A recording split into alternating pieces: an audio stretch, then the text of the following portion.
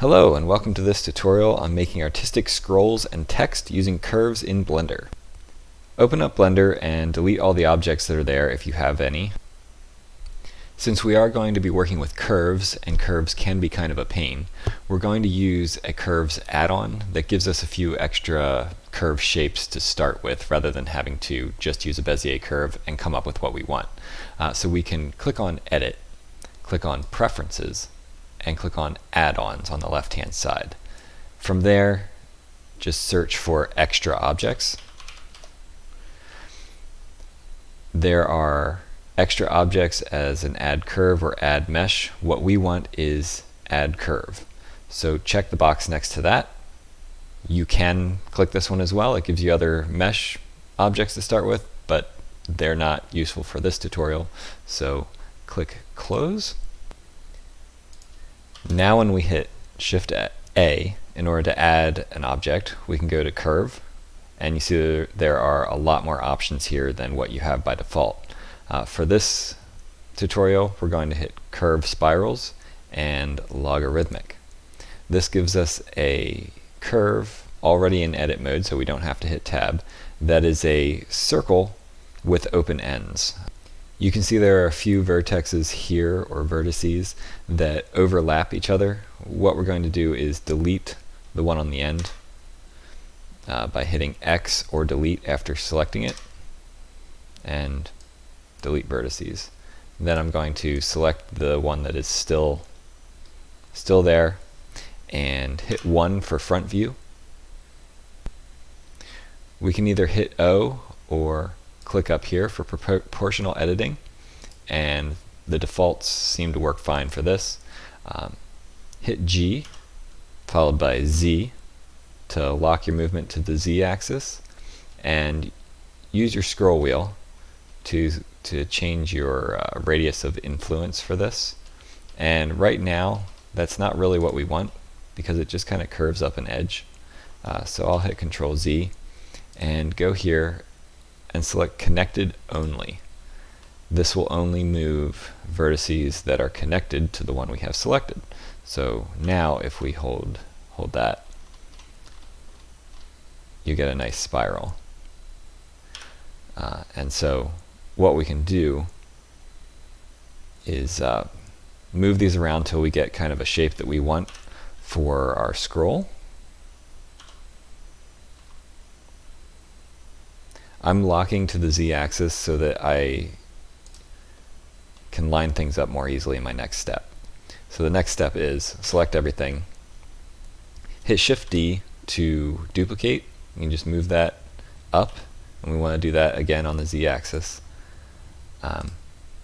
Turn off proportional editing, turn on snapping, and make sure snapping is set to vertex. I believe the default is face. And what we'll do is we'll just move that down, snap them together, and we want to merge these two vertices, but we have to do things a little differently with a curve than we would with mesh geometry. Rather than selecting two and hitting merge, or selecting all and merge by distance, we have to delete one that's on the end, one vertex, select the two that we want connected, and hit F for fill, and now it is one contiguous curve. You can do this as many times as you want, just to get more of a scroll going, but right now let's add a little more shape to it to make it look like a ribbon of scroll work. So we'll click on Object Data Properties, change the twist method to Z up, and you'll see that we no longer have any tilting along the extreme sides of it. And we'll expand geometry and find extrude, and we'll move extrude till it's kind of the size we want. And that's really it. You have kind of a scroll shape. What I'll do is scale it along the Y, and go here. You just need to play with this until you get exactly what you're looking for. We'll scale these on the X. But you'll see I don't have my proportional editing on, so let's go back and do that. Scale along the X, and I'm gonna just make this a little more irregular looking.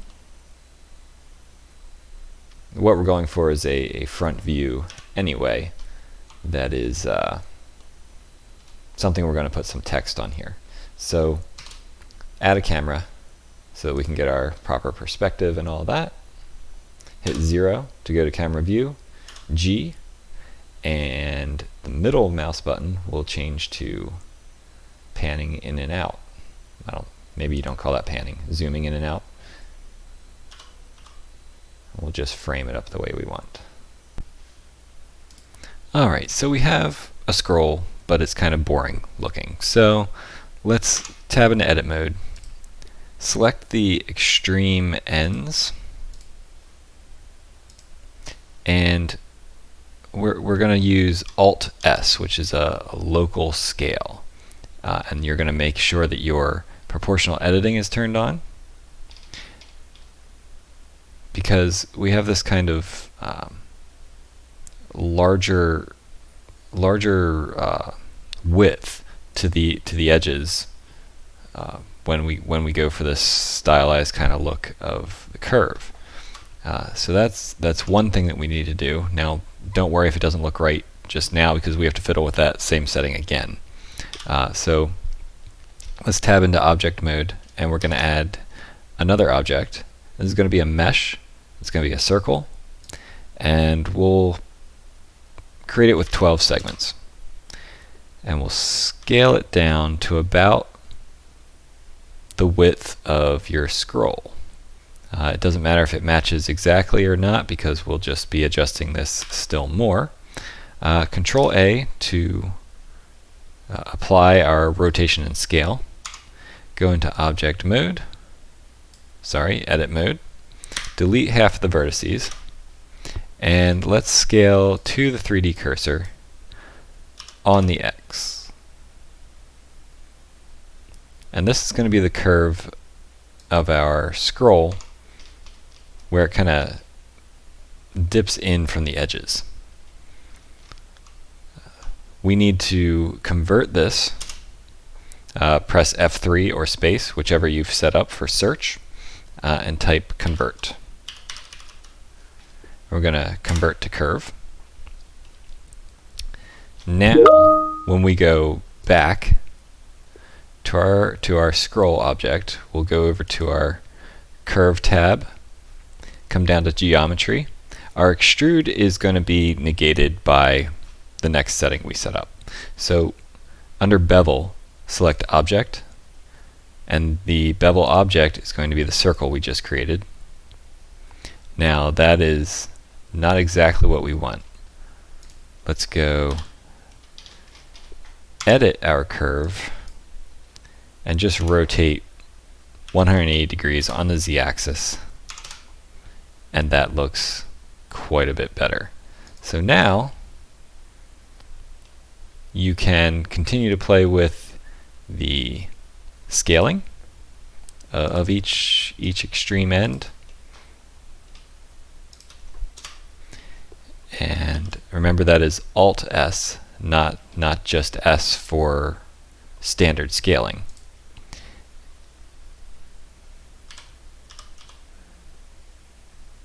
Get something that you like, and then you're probably going to have to play with that even more, because we're about to add some modifiers. The first modifier we need to add is solidify.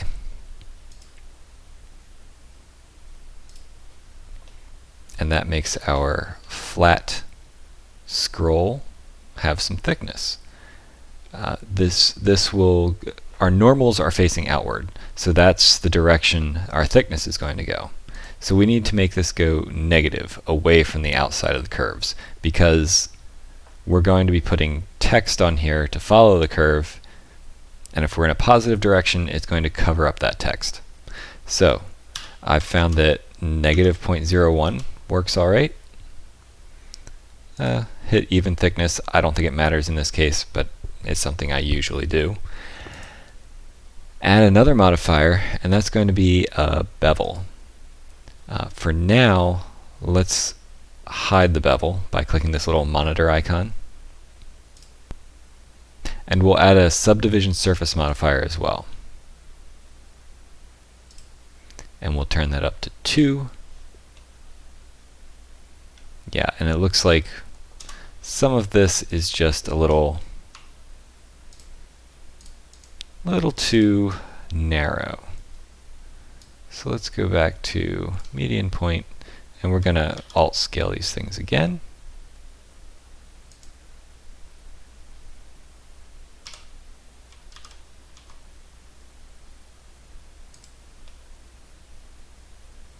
Again, this is up to personal preference.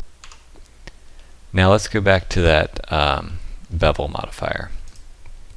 Turn it on, and you'll see it's beveling pretty much every edge, well, not pretty much, every edge in our mesh. So let's go up to Viewport Overlays, turn on Wireframe. We're going to change our limit method to angle, and that's beveling far fewer edges, but there are some that are within our 30-degree default setting. So let's change the angle up until all of that unnecessary beveling disappears.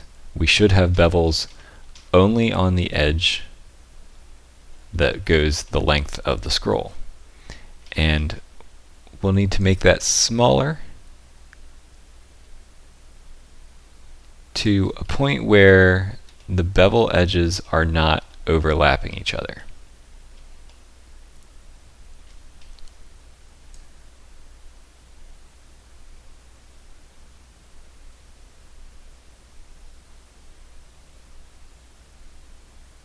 There we go. And let's give it 2 segments so that we get a hard edge there. And remember, parchment is not paper, it's animal skin, so it does have some thickness to it, so it's alright if you have a bit of an edge there. You can always make it thinner later. That's the beauty of the modifier stack. You can change any parameter you need to, and it's all reversible at any time, or changeable. So let's turn off our wireframe, and that looks pretty good. So continue working with your proportional editing till you get the kind of scroll you want.